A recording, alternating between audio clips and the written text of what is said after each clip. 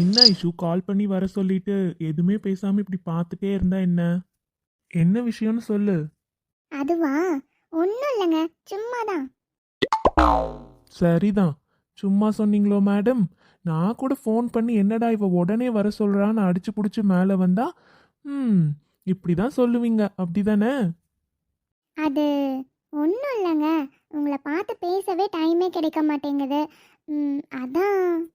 ஆமா, உன்னோட ரிசர்ச் ஒர்க்லாம் எப்படி போயிட்டு இருக்கு? முன்னாடிலாம் எப்போ பார்த்தாலும் லேப்டாப்பும் கையுமா இருப்ப. இப்பெல்லாம் நீ லேப்டாப் எடுத்தே நான் பார்க்கறது இல்லையே. ரிசர்ச்லாம் கரெக்டாக போயிட்டு இருக்கா இல்லை? ம் நீங்கள் முதல்ல என்னையே சரியாக பார்க்குறதில்ல, அப்புறம் எப்படி உங்களுக்கு அதெல்லாம் தெரியும்? நீங்கள் காலையில் போனால் நைட்டு தான் வீட்டுக்கு வரீங்க. அதுவரையும் நான் என்ன பண்ணுவேன்னு நினச்சிட்டு இருக்கீங்க? என்னோடய ரிசர்ச் ஒர்க் தான் பண்ணிகிட்ருக்கேன். முன்னாடிலாம் எனக்கு உங்ககிட்ட பேசணும் அந்த மாதிரிலாம் எந்த ஐடியாவும் இருக்காது. நான் பகலில் கொஞ்சம் ரெஸ்ட் எடுத்துகிட்டு நைட்டு தான் ஒர்க் பண்ணிகிட்ருப்பேன். ஆனால் இப்போல்லாம் உங்களை நைட்டில் தானே பார்க்க முடியுது. அதான் நைட்டில் உங்ககிட்ட கொஞ்சம் நேரம் பேசிட்டு டைம் ஸ்பெண்ட் பண்ணலான்னு தான் பகலில் கொஞ்சம் கூட ரெஸ்ட் எடுக்கிறது இல்லை தெரியுமா? அந்த ஒர்க்கே தான் ஃபுல்லாக பார்த்துட்ருக்கேன். உங்கள் கூட டைம் ஸ்பெண்ட் பண்ணலான்னு வந்தால் நீங்கள் இப்படி கேட்குறீங்க. சரி சரிம்மா, சும்மா தான் கேட்டேன். அரவிந்த், இந்த பூலாம் எவ்வளோ அழகா இருக்கு பார்த்தீங்களா? இன்னைக்கு பார்க்கவே ரொம்ப க்யூட்டா இருக்கு. ம் ஆமாம் ஆமாம். அப்புறம்? அப்புறம் அது ஆமாம், நீ எதுக்கு இப்போ இவ்வளோ பக்கத்தில் வந்து நிற்கிற? முதல்ல தள்ளி நில்லு. தள்ளி நின்னே எதுனாலும் சொல்லு, நான் கேட்குறேன். நகரு. ஏங்க, நான் இப்போ இவ்வளோ பக்கத்தில் வந்து நிற்கிறேன்ல, ஃபீலிங்ஸ் வந்துச்சா? என்ன ஃபீலிங்ஸு? அச்சோ, நீங்களாம் என்னங்க இன்ஸ்பெக்டராக இருக்கீங்க? ஒரு பொண்ணு லவ் பண்ணுற பொண்ணு இவ்வளோ பக்கத்தில் வந்து நிற்கிறா. அப்படியே உங்களுக்கு உள்ளேருந்து லவ் பொத்துட்டு வர வேண்டாமா? ம் ம் இங்கே பாரு ஐஷு, நீ நினைக்கிற மாதிரிலாம் நான் இல்லை. மற்ற பசங்கள மாதிரி என்னால் உட்காந்து லவ் பண்ணுறது, கடலை போடுறது இதெல்லாம் எனக்கு தெரியாது. அதனால் நீ என்கிட்ட நிறையலாம் எதிர்பார்க்காத. நான்லாம் படிக்கிறப்பந்தே அந்த மாதிரி யார்கிட்டயும் அவ்வளோ க்ளோஸாலாம் இருந்ததில்லப்பா. எனக்கு கேர்ள்ஸில் ஃப்ரெண்டுன்னெலாம் யாருமே இருந்ததே இல்லை. அதனால் நான் இதுவரையும் யாரையும் லவ் பண்ணதும் இல்லை. எனக்கு எப்படி பிஹேவ் பண்ணணும்னு தெரியல. அதை தான். நீ அதனால் என்கிட்ட ரொம்பலாம் எதிர்பார்க்காத சரியா? என்னால் நீ நினைக்கிற மாதிரிலாம் இருக்க முடியாது. நான் நினைக்கிறதுக்கும் மேலே தான் நீங்கள். ஆனால் என்ன, அது உங்களுக்கு எக்ஸ்பிரஸ் பண்ண தெரியல, அவ்வளோதான். இங்க பாரு ஐஷு, நிஜமா இப்பவும் நான் திரும்ப திரும்ப சொல்றேன். கண்டிப்பா நீ எக்ஸ்பெக்ட் பண்ற அளவு என்னாலலாம் இருக்க முடியுமான்னு எனக்கு தெரியல. அப்போனா உங்களுக்கு இன்னும் என் மேலே லவ் வரலன்னு தான் அர்த்தம். என்ன ஐஷு இப்படி சொல்ற? இங்க பாரு, நானா தானே வந்து உன்கிட்ட ப்ரப்போஸ் பண்ணேன். எனக்கு உன்னை கல்யாணம் பண்ணிக்கணும்னு ஆசையா இருக்குன்னு நானா தானே வந்து உன்கிட்ட கேட்டேன். அப்புறம் எப்படி லவ் இல்லாம இதெல்லாம் பண்ணியிருப்பேன்? இல்லை அரவிந்த், உங்களுக்கு என்ன பிடிச்சிருக்கு, என்னை கல்யாணம் பண்ணிக்கணும்னு நீங்கள் ஆசைப்படுறீங்க. நான் கல்யாணம் பண்ணிக்கிட்டோம்னா லைஃப் நல்லா இருக்குன்னு உங்களுக்கு தோணுது. பட் லவ் எல்லாம் வரல. ஏய், நானே உனக்கு ப்ரப்போஸ் பண்ணியிருக்கேன். அப்புறம் எப்படி லவ் இல்லை லவ் இல்லைன்னு சொல்லிட்டே இருக்க? நான் திரும்பவும் சொல்கிறேன், உங்களுக்கு என்ன பிடிச்சிருக்கு, என்னை கல்யாணம் பண்ணிக்கணும்னு நீங்கள் ஆசைப்படுறீங்க. ஆனால் லவ் இல்லை. இங்க பாரு ஐஷு, நீ ஆசைப்படுற மாதிரிலாம் என்னால் இருக்க முடியுமான்னு எனக்கு தெரியல.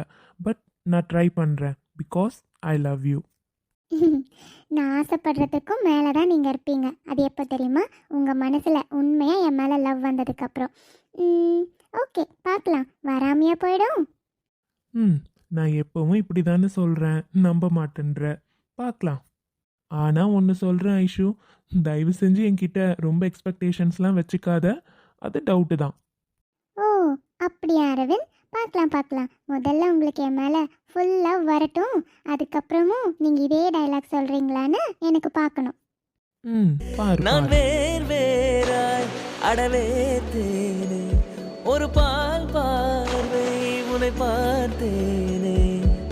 பெண்ணேனே பெண்ணல்ல அக்ஷய பாத்திரம், பெண் என்ற கோப்பைக்குள் நான் விழுந்தேன்.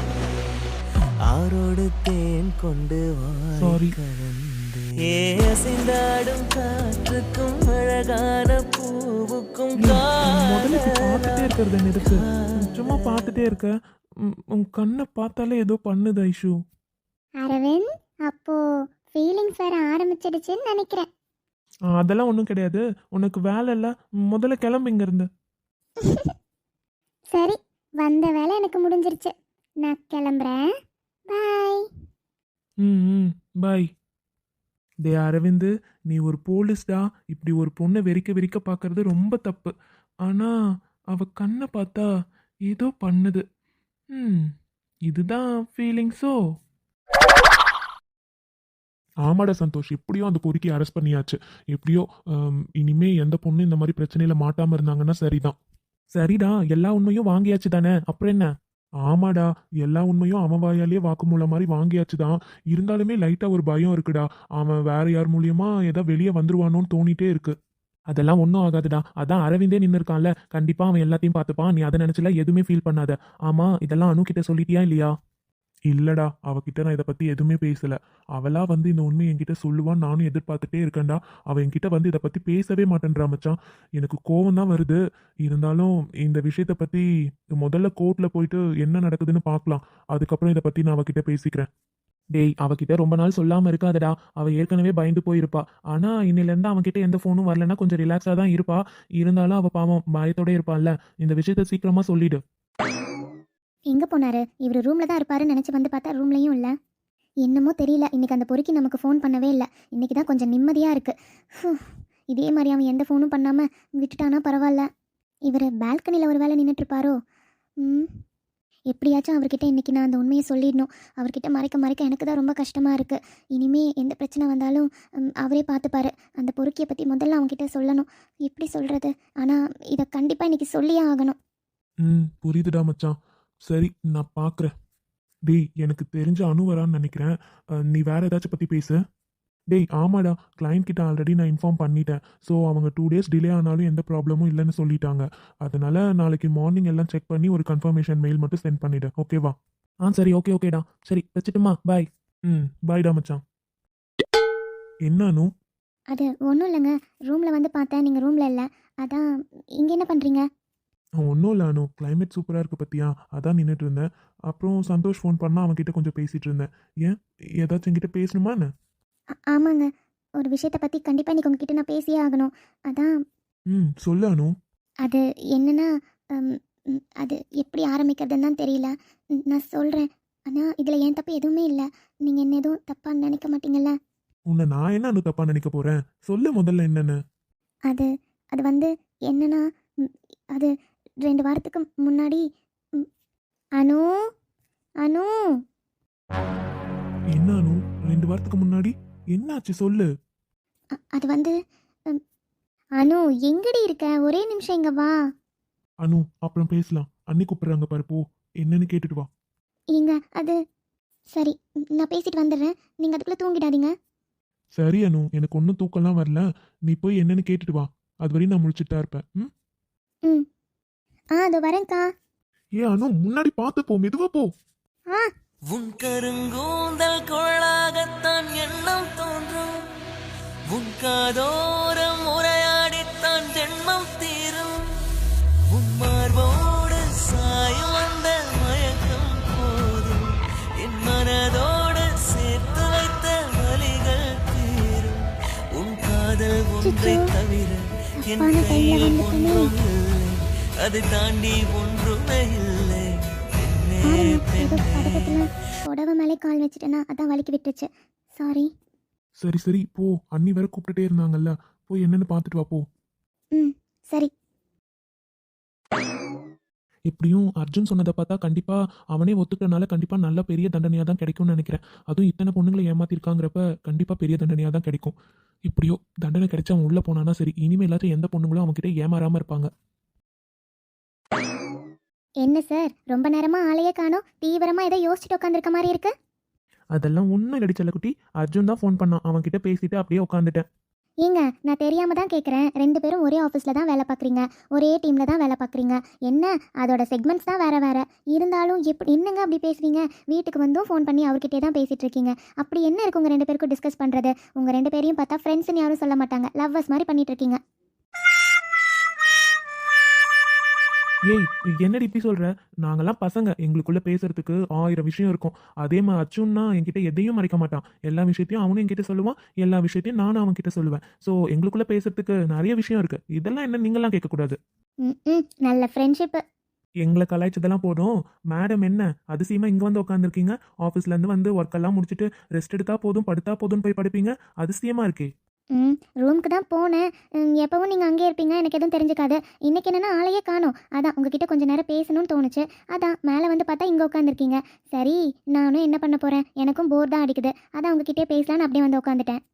ஆனா பிரியா, இப்பெல்லாம் எத்தனைங்க போடுற? கல்யாணத்துக்கு முன்னாடி என்னைக்காச்சும் என்ன மரியாதையா கூப்பிட்டுருப்பியாடி?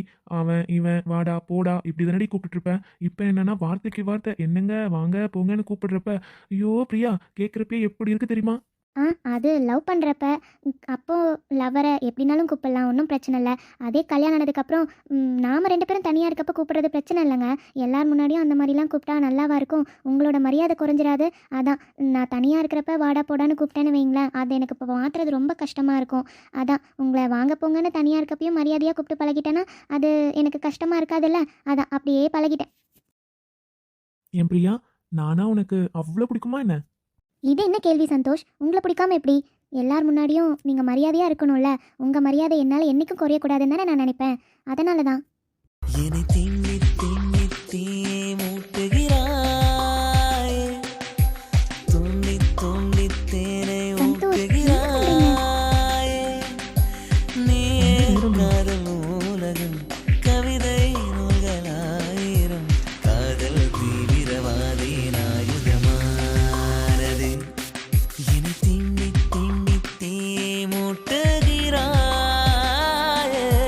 துண்ணி துண்ணி தேனை ஊட்டுகிறாய். சரி சரி, பார்த்ததெல்லாம் போதும், வாங்க கீழே போகலாம். ஏய், கீழே போய் என்னடி பண்ண போறோம்? கொஞ்ச நேரம் இங்கே இரு, நல்லா இருக்குல்ல கிளைமேட்டை, கொஞ்ச நேரம் என்ஜாய் பண்ணுவாலாம். அதை விட்டுட்டு இங்கே இரு. நீங்கள் இருக்கீங்களே உங்களா? ம் என்னமோ நீ மட்டும் தனியா இருக்க மாதிரி இருக்கு, முகில் கூட காணோம். அது ஒன்றும் இல்லை மாமா. உங்கள் பையன் இன்னைக்கு அவங்க பாட்டி கூட ஒரே விளையாட்டு. இன்னைக்கு அம்மாவும் தூங்காமே உட்காந்துருக்காங்க. அவங்க கூட விளையாடுறேன்னு அங்கேயே விளையாடிட்டு இருக்கான். அதனால அம்மா தான் அவன் தூங்குறப்ப நான் கொண்டு வந்து கொடுக்குறேன்னு சொன்னாங்களா, அதான் நான் வந்துட்டேன். இப்போ நாம் 2 பேரும் பேசலாம்ல? பாருடா, மேடம் அப்ப தனியா தான் இருக்கீங்க. ஆமாம் அப்போ எனக்கு ஒன்னே ஒன்று. மாமா, விளையாடாதீங்க. நான் எங்கடி விளையாடுறேன்? இப்போ நான் நினைச்சாலும் விளையாட முடியாதுல்ல. சோ சி, எப்படி பேசுகிறீங்க? நீங்கள் இப்படியே பேசிட்டு இருந்தீங்கன்னா நான் ஃபோன் வச்சிருவேன். அப்படியா? எங்க ஃபோன் கட் பண்ணிட்டு போ பார்க்கலாம். நீ என் பொண்டாட்டிடி, உன்கிட்ட எனக்கு இல்லாத உரிமையா? வர வர உங்களுக்கு சேட்டை ரொம்ப அதிகமாயிடுச்சு மாமா. அதான் இப்படியெல்லாம் பேசிட்டு இருக்கீங்க. ஊருக்கு வாங்க, உங்களை அப்புறம் வச்சுக்கிறேன். உண்மையா வாடி செல்லம்? அச்சோ, இன்னும் 10 நாள் இருக்கே. இன்னும் 10 நாள் தான், வெயிட் பண்ணு, ஓடி வந்துடுறேன் மாமா. மாமா, நீங்கள் பேசுறது எதுவுமே சரியே இல்லை. சும்மா இருங்க மாமா, எனக்கு வெக்கமாக இருக்கு. பாருடா, என் பொண்டாட்டி வெக்கலாம் படுறாளே. இதை பக்கத்துல இருந்து பார்க்க முடியாம ரொம்ப மிஸ் பண்றேன்டி செல்லம். மாமா, இன்னைக்கு உங்களுக்கு என்ன ஆச்சுனே தெரியல. இப்படிலாம் பேசிட்டு இருக்கீங்க. எப்பவும் இப்படிலாம் பேச மாட்டீங்கல்ல. இன்னைக்கு முகில் இல்லைன்னு உடனே இந்த மாதிரிலாம் பேசிட்டு இருக்கீங்க, அப்படி தானே? போங்க, நான் ஃபோன் வைக்கிறேன். ஏய், இன்னைக்கு என் பையனே நமக்கு ஸ்பேஸ் கொடுத்துட்டு போயிருக்கான். அப்பா அம்மா பேசிட்டாச்சும் இருக்கட்டும்னு போயிட்டு இருக்கான். அது உனக்கு பொறுக்கலையாடி? எங்க ஃபோன் வச்சுட்டு போ பார்க்கலாம். ம் அதெல்லாம் எப்படி வச்சுட்டு போவேன்? அப்படி சொன்னாலும் உங்ககிட்ட பேசிட்டே இருக்கணும்னு தானே எனக்கு தோணும். ஃபோன்லாம் வைக்க முடியாது. நீங்கள் இன்னைக்கு ஃப்ரீ தானே? அப்படி வாடி வலிக்கு. எனக்கு தெரியாதா என் அம்மு பத்தி? அவ என்ன சொன்னாலும் உள்ளுக்குள்ள என்னதான் நினைச்சிட்டு இருப்பான்னு எனக்கு நல்லா தெரியும். சும்மா தான் நான் விளையாடினேன், சரியா? அது எனக்கும் தெரியும் மாமா. பொண்டாட்டிங்க ஸ்ட்ரெஸ்ல இருப்பாளே, அதான் அவளை கொஞ்சம் சந்தோஷப்படுத்தலான்னு இப்படிலாம் பேசுனீங்க, கரெக்டா? அதானே பார்த்தேன். என் பொண்டாட்டிக்காவது இன்னும் புரியாம இருக்கிறதாவது. என்ன உன்னை தவிர யாரும் நல்லா புரிஞ்சு வச்சிருக்க மாட்டாங்கடி செல்லம். ஆனா பேசுனதெல்லாம் உன்னை சமாதானப்படுத்துறதுக்கு மட்டும் இல்ல, உள்ளுக்குள்ள இருக்கிறதும் தான் பேசினேன். சரி, ஓகே. சரி அம்மு, அம்மா ஃபோன் பண்ணியிருந்தாங்க. அப்படியா? அத்தை என்ன மாமா சொன்னாங்க? உடம்பு இப்போ பரவாயில்லையாம்மா? நானும் அவங்களுக்கு காலையிலேருந்து 2 முறை ஃபோன் பண்ணேன் மாமா. ஆனால் அவங்களுக்கு கால் கனெக்டே ஆகலை. ஆமாமு, அம்மா ஃபோன் அங்கே ஏதோ தண்ணியில் விழுந்துருச்சாம்மா. அதனால பேட்டரியிலேருந்து எல்லாத்தையும் கழட்டி தனித்தனியாக வச்சிருக்கிறதா சொன்னாங்க. அப்புறம் நான் சொன்னேன் நீ கால் பண்ணியிருப்பேன்னு. அம்மாவே வந்து அங்கே அஜய் ஃபோன்லேருந்து தான்மா ஃபோன் பண்ணாங்க. ஒன்றும் பிரச்சனை இல்லை, இப்போ கொஞ்சம் பரவாயில்லையா. ஆனால் இன்னுமே கால் வலிலாம் நிறைய இருக்கும் போல். அதனால் இன்னும் ஒரு வாரம் ரெஸ்ட் எடுத்துகிட்டு தானே நம்ம வீட்டுக்கு வரப்போகிறேன் அப்படின்னு சொன்னாங்க. இதில் உங்கள் மாமியாருக்கு உன் மேலே வேற அக்கறை தெரியுமா? என்ன சொன்னாங்கன்னா, என் மருமக பாவம் வீட்டுக்கு வந்தா பையனை பார்க்கவே அவளுக்கு கரெக்டாக இருக்கும்டா, அவள் வந்து என்ன வேற எப்படி பார்த்துக்க போறா, இங்கே அண்ணாவே என்னை பார்த்துக்கிறேன்னு சொல்கிறாரு, அதான் நான் இங்கே இருக்கேன்னு சொன்னாங்கடி செல்லம். ஓ அப்படியா மாமா, நல்லா இருந்தாங்கன்னா சரிதான். அத்தை எப்பயும் என்னை திட்டிட்டு தான் மாமா இருப்பாங்க. ஆனால் அவங்களுக்கு உள்ளுக்குள்ளே என் மேலே பாசம் நிறையவே இருக்குது. வெளியே எந்த இடத்துலையும் என்னை விட்டு கொடுத்ததில்ல. யாராச்சும் அவங்க மருமகளை பற்றி குறைலாம் சொல்லுவாங்க தெரியுமா. ஆனால் அத்தை என்னை எவ்வளோ என்கிட்ட திட்டினாலும் மற்றவங்க யார்கிட்டையும் என்னை விட்டு கொடுத்ததே இல்லை. எப்பயும் என்னை பற்றி பெருமையாக தான் சொல்லுவாங்க. அந்த வகையில் நான் கொடுத்து வச்சவ தான். அது எப்படி அம்மா உன்னால மட்டும் முடியுது? எங்க அம்மா எவ்வளோ திட்டினாலும் கொடுமைப்படுத்தினாலும் நீ என்கிட்ட சொன்னதே கிடையாது. நானா கண்ணில் பார்க்கறத வச்சு மட்டுமே எனக்கே புரியுது அம்மா உன்னை எப்போ பார்த்தாலும் திட்டிகிட்டே இருக்காங்கன்னு. ஆனால் ஒரு நாள் கூட நீ அதை என்கிட்ட கம்ப்ளைண்ட்டாக சொன்னதும் கிடையாது. இப்போ பாரு, எங்கள் அம்மா அப்படி சொன்னாங்கன்னு சொன்னதுக்கு அவங்களுக்கு தான் நீ சப்போர்ட் பண்ணி பேசுகிற. எப்படிடி இப்படி இருக்க? அது ஒன்றும் இல்லை மாமா, எங்கள் அம்மாவை நான் எங்கள் அம்மா மாதிரி தான் பார்க்குறேன். எங்கள் அம்மா ஏதாச்சும் திட்டினாங்கன்னா பிடிச்சாங்கன்னா நான் சண்டை போடுவேன். ஆனால் அவங்கக்கிட்ட பேசாமல் என்னால் இருக்க முடியுமா, இல்லை மற்றவங்க கிட்ட தான் என்னால் விட்டு கொடுக்க முடியுமா? அதே மாதிரி தான் அத்தைக்கும் என் மேலே சில மனஸ்தாபம்லாம் இருக்குது. அது என்கிட்ட காட்டுறாங்க. அதுக்காக அவங்கக்கிட்ட கோவப்பட்டு பேசாமல் எப்படி மாமா இருக்க முடியும்? நாங்கள் 2 பேர் தான் வீட்டில் இருக்கோம். நாங்கள் 2 பேர் தானே மாமா ஒத்தாசையாக இருந்துக்கணும். என்னதான் இருந்தாலும் அவங்களுக்கு நீங்கள் ஒரே பையன் மாமா. உங்கள் மேலே அவங்களுக்கு பாசம் அதிகமாக தான் இருக்கும். அந்த பாசத்தை பங்கு போட நான் கூட வந்தேன்னா என் மேலே அவங்களுக்கு லைட்டாக வெறுப்பு இருக்க தானே செய்யும். அதனால தான் நீங்களும் அம்மாவும் பேசிகிட்டு இருக்கப்ப எப்பவும் நான் நடுவில் வந்ததே இல்லை. மேபி அதனால் கூட அவங்களுக்கு என்ன ரொம்ப பிடிக்கலாம். பரவாயில்லடி, இவ்வளோ நல்லா புரிஞ்சு வச்சிருக்கியே. நானே நிறைய முறை யோசிச்சிருக்கேன், என்ன அம்மா எப்போ பார்த்தாலும் அம்மாவை திட்டிகிட்டே இருக்காங்க, பாவாவன் எவ்வளோ ஃபீல் பண்ணியிருக்கேன். ஆனால் உங்களுக்குள்ள இவ்வளோ அண்டர்ஸ்டாண்டிங் இருந்தா அப்புறம் எனக்கு ஒரு பிரச்சனையும் இல்லைப்பா. சரி அம்மு, சாப்பிட்டியா? அதெல்லாம் நான் சாப்பிட்டேன் மாமா. நீங்கள் சாப்பிட்டீங்களா இல்லையா? இங்கேருந்து கொடுத்து விட்ட தொக்குலாம் இருக்குதானே? தோசை மாவு கூட அத்தை அன்னி கொடுத்து விட்டாங்க. அது 2 வாரத்துக்கு வரும்னு தான் சொன்னாங்க. அவ்வளோ மாவு கொடுத்துருக்காங்க. அங்கே ஃப்ரிட்ஜில் வைக்க சொல்லியிருந்தாங்களே. எடுத்து 2 தோசையாச்சும் ஊற்றி சாப்பிடுங்க மாமா. இல்லாமோ மாவு இருக்கு, ஆனால் நான் வந்து ஒரு பாதி மாவு என் ஃப்ரெண்ட்ஸ்க்கு கொடுத்துட்டேன். அவங்களும் பாவம் இல்லை, அதனால் ஒரு வாரத்துக்கு வேறு மாதிரி மட்டும் நான் வச்சுக்கிட்டு அவங்களுக்கு கொஞ்சம் கொடுத்துட்டேம்மா. இன்னும் சப்பாத்தி மாவுலாம் இருக்குல்ல, அதுதான் அக்கா அங்கே சப்பாத்தி மாவுக்கெல்லாம் ஏதோ ரெடி பண்ணி கொடுத்துருக்காங்க.